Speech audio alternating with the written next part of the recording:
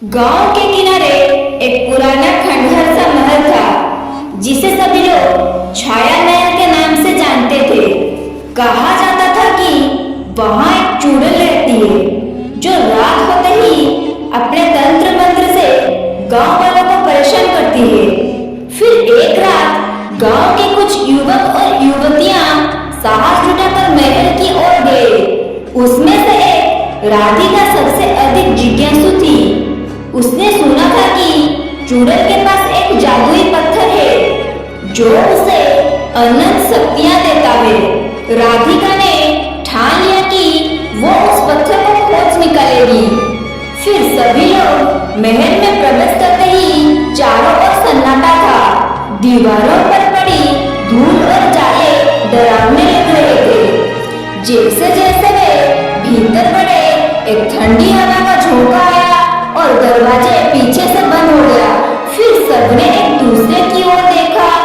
भय उनके चेहरों पर स्पष्ट था। फिर एक युवक ने बोला, चलो चलो हम पीछे चलते हैं। लेकिन राधिका ने कहा, नहीं नहीं, हमें आगे बढ़ना होगा, हम यहाँ तक आए हैं। फिर उसने एक मंत्र किया और एक काला साया कमरे में फैल गया। सबकी आंखों के सामने खौफनाक दृश्य प्रस्तुत हुआ।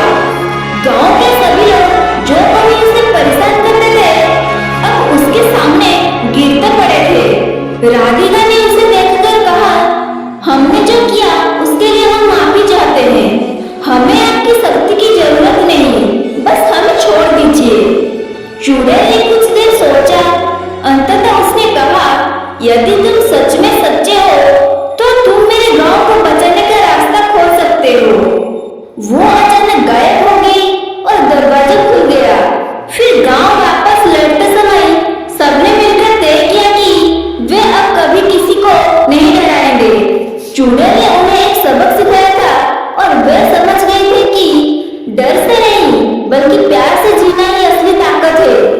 राधिका और उसके दोस्तों ने मिलकर गांव में एक नई शुरुआत की और चुड़ैल की कहानी अब एक चेतावनी बन गई।